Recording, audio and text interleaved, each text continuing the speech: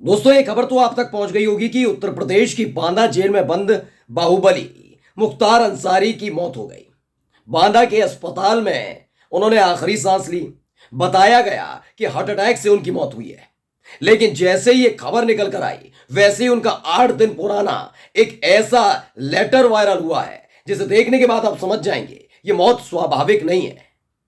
इस पूरे मामले को मैं पिछले हिस्सों से भी जोड़कर दिखाऊंगा, लेकिन सबसे पहले आज मैं अपने इस वीडियो में दिखाने जा रहा हूं कि कैसे कानून को ताक पर रखा जा रहा है, कैसे बताया और समझाया जा रहा है कि बाहुबली माफिया ये तमाम लोगों को निपटाने के लिए, जी इसी शब्दावली का इस्तेमाल हो रहा है, निपटाने के लिए किसी भी हद तक जाने के लिए तो तैयार है। वो बात अलग है, ऐसे ही मामले जब इनके अपने लोगों के खिलाफ दर्ज होते हैं तो उन पर प्यार लुटाया जाता है, दुलार लुटाया जाता है। लेकिन इस बार उत्तर प्रदेश में मुख्तार अंसारी के साथ जो कुछ हुआ है उसे करके माना जा रहा है कि बड़े बड़े लोग लग जाएंगे। नमस्कार, मैं हूं प्रज्वल गौतम और आप देख रहे हैं द कंटा। मुख्तार अंसारी की मौत की खबर आप तक पहुंची गई है। बांदा जेल में थे और याद ही होगा आपको कि 2 साल पहले इन्हें पंजाब की रोपड़ जेल से बांदा जेल लाया गया था। तब से ही लगातार मुख्तार अंसारी की तरफ से ये बताया जा रहा था कि उन्हें धमकी मिल रही है, उन्हें मौत का डर सता रहा है, ये तमाम चीजें हो रही हैं। लेकिन जो गोदी मीडिया, गोदी एंकर है ना, इस खबर को दूसरी तरीके से बता रहे थे।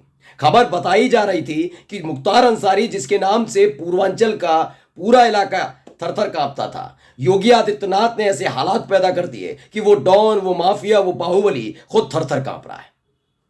यानी कि अब आप सोचिए कि बाहुबली अगर माफिया, मैं कहता हूं मुख्तार अंसारी ने कानून तोड़ने का काम किया, तो संवैधानिक पद पर बैठे हुए व्यक्ति भी कानून तोड़ने के लिए तैयार है। चलिए आज इसका पहला साक्ष्य आपको दिखाऊंगा। ये देखिए वीडियो, ये देखिए तस्वीर, देखिए सबसे पहले इसको, ये लेटर एक आया था। इस लेटर को गौर से देखिएगा, येलो कलर में जो लिखा हुआ है इसे ध्यान से पढ़िएगा। यह हाथ से लिखा हुआ लेटर है। इस लेटर में साफ साफ लिखा गया है कि उनको लगातार जो खाना जेल प्रशासन की तरफ से दिया जा रहा है उसमें विषाक्त पदार्थ यानी जहर मिलाया जा रहा है। यह खबर हमने और हमारे चैनल द कंटाप ने भी आपको दिखाई थी थोड़े दिन पहले, लेकिन उस पर गौर नहीं किया गया। इस लेटर को रणविजय नाम के एक ट्विटर हैंडल से ट्वीट किया गया। इसमें लिखा है कि 21 मार्च को मुख्तार अंसारी ने कोर्ट से, एमपी एमएलए कोर्ट से शिकायत की थी कि उसे धीमा जहर दिया जा रहा है, इसकी वजह से वो बीमार पड़ रहा है।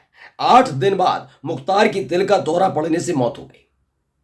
जानते हैं, मुख्तार अंसारी ने सिर्फ ये लेटर नहीं लिखा था, अपने वकील के माध्यम से एमपी एमएलए कोर्ट को एक और लेटर लिखा था इसी तारीख को, और उसमें बीजेपी के दिग्गज नेताओं से लेकर बीजेपी के लाडले माफिया, बिल्कुल सही सुन रहे हैं, यही शब्दावली का इस्तेमाल कर रहा हूं, फिर सुनिए, बीजेपी के लाडले माफिया पर आरोप लगाया था कि सब मिलकर मुख्तार अंसारी की हत्या की साजिश रच रहे हैं।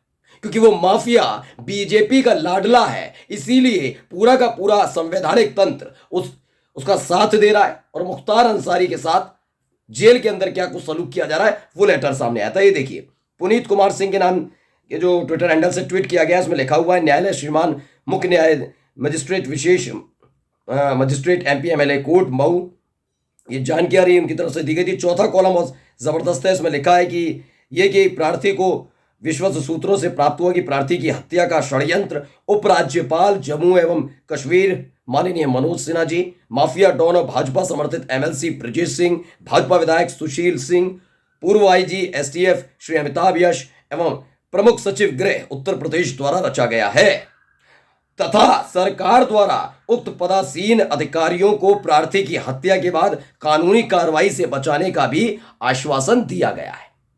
ये मैं नहीं कह रहा हूं, मैं कह रहा हूं, मैं खुद मान लेता, पूरी जिम्मेदारी के साथ अपने चैनल द कंटाप पर मानता।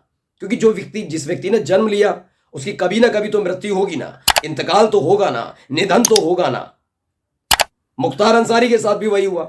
लेकिन अगर मुख्तार अंसारी अपनी जान का खतरा बताते हुए कोर्ट से 8 दिन पहले ये शिकायत न करते कि उन्हें जहर दिया जा रहा है, तो मैं भी मान लेता ये स्वाभाविक मौत है, ये हार्ट अटैक से हुई मौत है,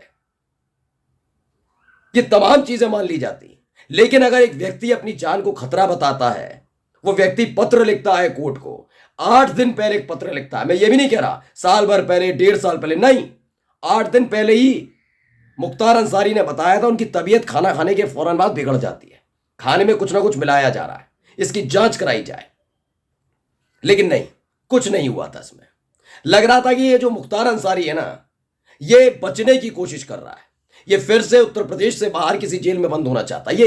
ये इनको इस तरह से दिखाने की कोशिश, क्योंकि क्या होता है ना, गोदी मीडिया, गोदी एंकर क्या करते हैं, बाबा बाबा, योगी योगी, मोदी मोदी करते हैं। तो इन लोगों को कोई फर्क नहीं पड़ता कि कानून की धज्जियां उड़ रही, कोई दिक्कत नहीं। इस पर ध्यान क्यों नहीं दिया गया, सवाल सिर्फ इतना भर है।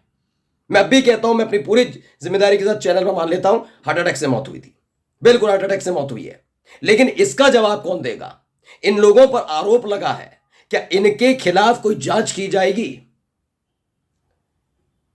अब आपको एक और वीडियो दिखा रहा हूं, पहले वीडियो देखिए। जब खबर आई कि मुख्तार अंसारी की मौत हो गई तो उसके बाद कितने समर्थक हैं वो इकट्ठा हो गए थे, पहले वो वीडियो देख लीजिए।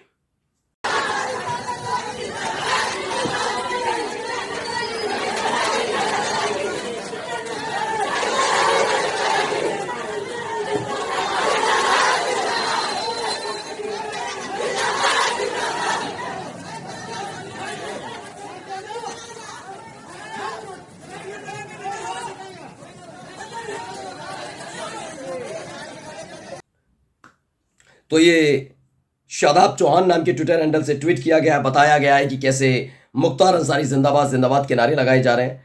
खबर सिर्फ इतनी भर नहीं है, जब ये पूरा का पूरा हुजूम मुख्तार अंसारी की मौत के बाद उनके समर्थक इकट्ठा होने शुरू हुए तो हाथ पांव फूल गए प्रशासन के भी हाथ पांव फूल गए।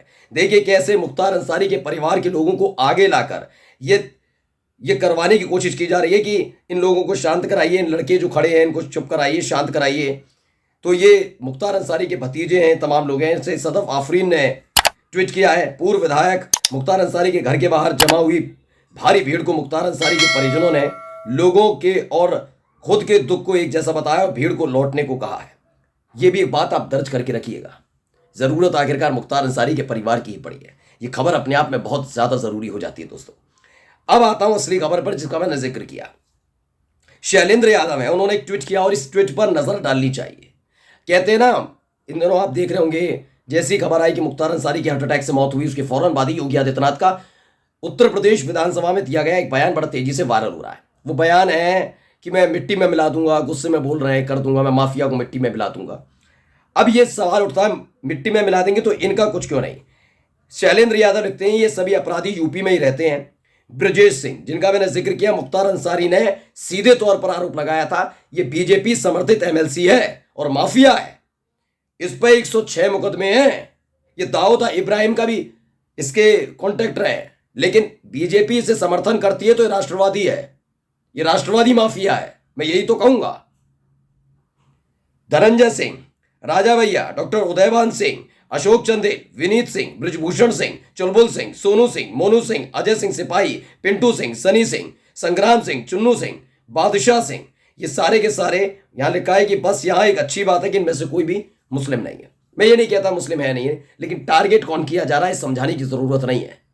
याद करिएगा, पहले अतीक अहमद और अशरफ, और उसके बाद अब मुख्तार अंसारी। इन सब की मौत कैसे हुई, कैसे उनकी तो हत्या की गई थी, और ये मौत, उससे पहले ये पत्र आना और उस पर ध्यान न देना, इन तमाम चीजों की जांच होनी चाहिए। नमस्कार।